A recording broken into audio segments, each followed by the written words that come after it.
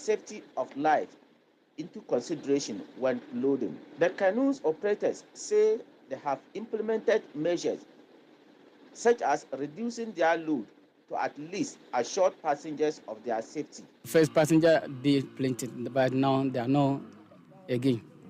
Because of our boat, then we use our boat now available like the first one there. Our boat is fine. So we want you people to help us for the boat and this thing. You carried the passenger with the motorbike? Yes. How safe it is? Okay, maybe we are taking three motor. Well, it's not a passenger. Well, if it is passenger, no motor, we are taking only passengers. Okay. If it motor ID, we are taking. If it is NG boat, we are taking 8 or 10. 8 or 10 motorbikes. But yes. With how many passengers? With the person who are having motorbike, with no any passenger again. Okay. Yes, if it is a passenger, we are taking 5 motor plus passengers. Okay. If it is this thing, the canoe, we are taking 2 motorbike and passengers. Overload too is not that too much this way. With passengers and motorbikes, everything. So we are not loading. Now the boat is not. We are not more loading. So how many motorbikes do you normally carry? Now we carry 10. Now we are not able to be carrying 10 again. Because 10 of motorbikes. Yes. With passenger inside. Yes. Wow. Now we cannot carry 10 motorbikes again. Now the boat is no more. With the issue of providing life jackets for the passengers, the canoe operators say they have on several occasions asked the Nanumba South District Assembly to assist them, but help is yet to come. First we are having now is no more there again. We are no more having again. So how do you manage to bring the people across the river? We just manage to cross them alone. You just manage? Yes. Do they know how to swim? What? We don't know. Why? That's why we are saying that they should help us so that we can get those things. Okay. So that it will be good for us. Jacket for these people? No. You are not having it. You don't have why? You are telling this assembly people that they should help us for this life jacket. By this time, they are not.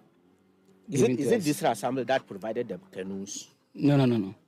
It's chief. It's chief? Yes. So why are you asking what's the name, this assembly to provide you with life jackets if the chief could not provide some?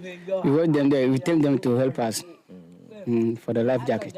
Because most of people, they don't know how to swim.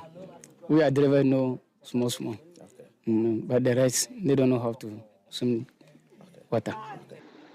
The road is under construction, and the passengers and canoe operators are appealing to the government to construct a bridge over the river to make life easier for them. My appeal is governments to do something, because we can see that something is being working on. You can see the road over here is coming. But going back to Bimbila, we don't see anything. But from here down to up to Zabzugu, in fact, we have appreciated what governments do. But we are really hoping and praying that this river is having the necessary bridge so that we can cross safely. And you can see the road is ongoing construction.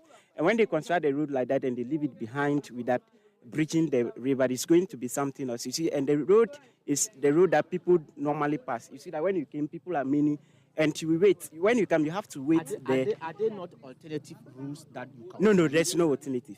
It's only one lane. There's no alternative. Okay. We are only using this one. From Zabsku coming to Bimbla, we use this one. There's no any other alternative that we use. Thank you. On market days like this, they say they normally pick 10 motorbikes with passengers.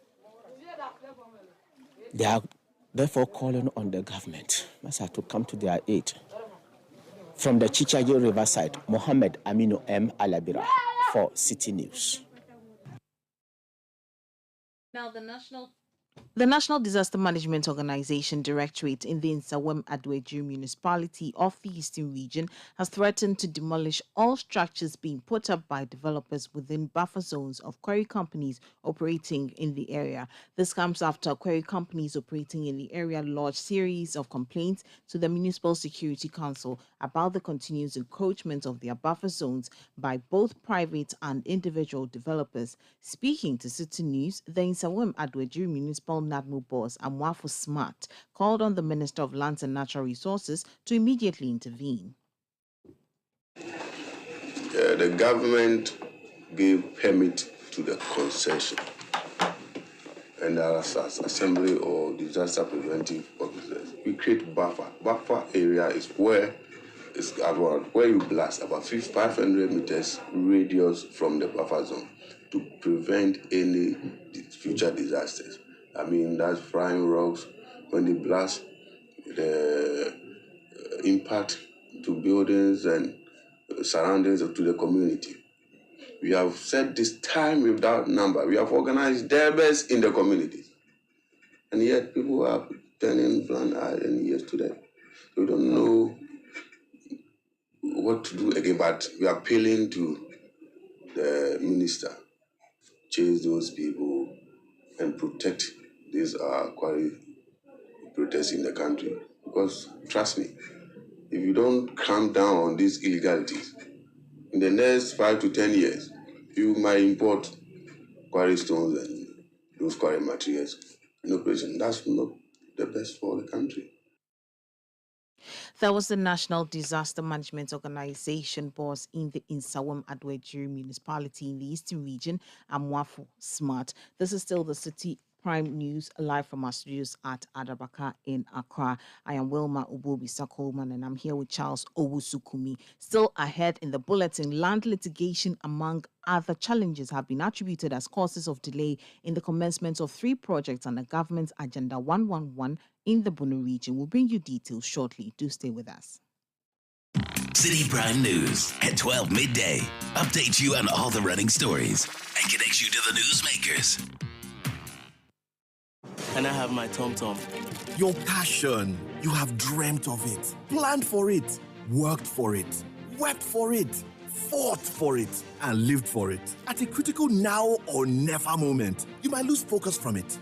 That's when you pop your tom-tom candy. Focus and breathe. Just breathe. You've got this.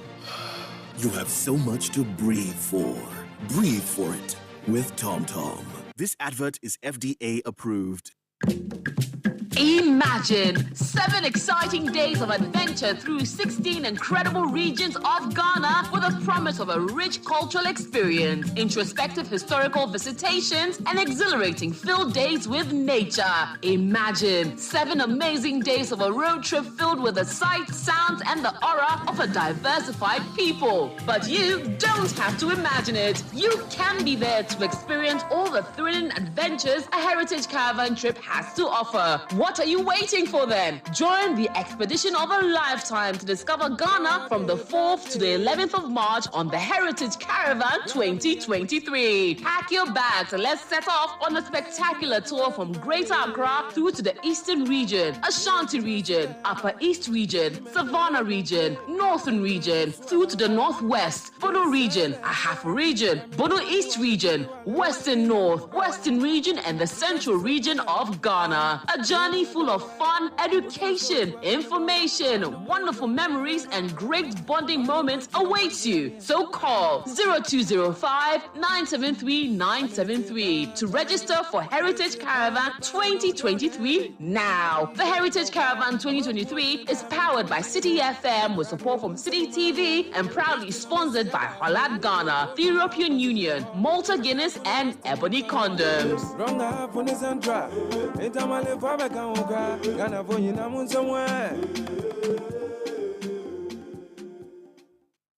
City Prime News at 12 midday. Update you on all the running stories and connects you to the newsmakers. Yeah, welcome back. We'll take you to the Bono region where land litigation, absence of power at project sites, and other challenges have been attributed to as the cause of the delay in the commencement of 3 hospitals under the Agenda 111 project in the region. The project ongoing in the Sunyani West Municipality, Brekum West District, and Doma Central Municipality are at various stages of construction. Government is being urged to ensure that projects are completed to serve the intended purpose. Citi News' Michael Sapong visited the construction sites and reports. The Bono region is a beneficiary of the Agenda 111 hospital projects ongoing across the country. The region had 3 of the projects: the Sunyani West Municipality, Bekum West District and Doma Central Municipality are benefiting from the project. Land litigation, absence of electricity, and other challenges delayed the commencement of the project, according to the site engineers of the project. The feeling because the location of the building fell in the valley, and due to the topography of the area, you have to do a lot of filling. So there was a huge work in the foundation work, and then the rain too, and then getting water initially too was a problem. Even finding workers too here was also a challenge, because they wanted us to recruit people in the community, but it didn't work. So even laborers, we have to bring them from far, some from Sefi, Kumasi, and finding accommodation for them and stuff like that. That was the challenge we had. I mean, to get power to the site too, so to enable us to work with the block cutting machine too, was a problem. Initially, we were having litigation issues, and a company from above took over the responsibility of that. That is company and that of the assembly, Bekum West District Assembly, dealing with the court issues with those involved. So is it settled now? So far as we are concerned, the assembly is working on it. I think the matter is in court, so I will not be in a position to speak on that. The assembly will be the best outfit to speak on the issues of the litigation. Have you encountered some challenges? Well, when we came in the beginning, there was one or two challenges, but we are solving it together with the assembly. Everything is going on well. What was the challenge? One was the road network, then electricity too was another challenge, and there was one or two litigation here and there, but I think we are on course now. Despite the initial challenges, work has commenced earnestly. During a visit to Amasu in the Doma Central Municipality, workers were seen busily working on site. For now, we finished the foundation, and we are preparing to cast the oversight concrete. So, as you can see, we are working on the ground beams. And some too has been able to done the oversight concrete and then the pillars, just for some section of the walls. And the bungalows too, you can see they've cast the oversight concrete and fixed the columns. So far, filling and stuff like that is done. So we are about to finish the oversight concrete and then start the superstructure. The story was not different at Jini in the Bekum West District and Odumase in the Sunyani West Municipality. So far, so good. We started this conception of this project. That was about 3-4 months ago, But before then, we did the clearance of this place. That took place from last year, February, thereabout. And currently, we're working on 76,000 square meters. You can see for yourself. Progress of work is moving on steadily, so far as we are concerned. The work is progressing steadily, and I can say we are on course to fulfill the Agenda 111 dream. So we pray that everything will be successful in due time. When you talk about quality of work, you can be rest assured with CONSA, the experience we have over 30 to 40 years with quality of work. Our work speaks for us, so there's no doubt we are going to do anything less than the quality we know of CONSA. Government has been urged to ensure continuous funding the project so that the contractors can finish the work on time, though it has delayed. So I also urge government that sometimes the projects, when they start, we know that they have started the project, but as time goes on, it will be declining, it will be falling by the time that we realize everything is collapsed until some of the government, other government will go, other government will also come. And maybe next government will come, then they also start to continue about it. So it will really help. Sunyani West here, I know of only the polyclinic that is at Quarry, which is also choked over there. So if this one is able to be, completed, it will help many of people at Sunyani West here. And not only Sunyani West, to be precise, the whole of Sunyani, because I know municipal sometimes too, people are also choked there. So definitely here to also have to be, completed so that people come. This is going to help us because cases that are supposed to be sent to Brekum will be brought here. It is also going to give employment opportunities to our children. We want the contractors to finish the work on time.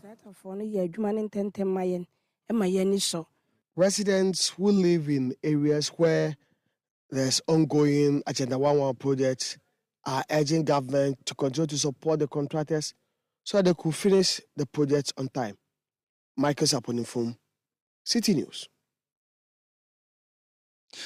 Now, the Joint Technical Committee, comprising representatives of the Ministry of Finance and leaders of individual bondholder groups opposing their inclusion in the domestic debt exchange program, will meet later today to continue with discussions. The meeting follows an agreement between the two parties on how to address concerns relating to the domestic debt exchange program. Speaking to Citi News, the convener of the Pensioners Bondholders Forum, Dr. Eluentri, says he is still hopeful that the discussions will yield positive results. The committee will be meeting this afternoon to continue with its deliberations.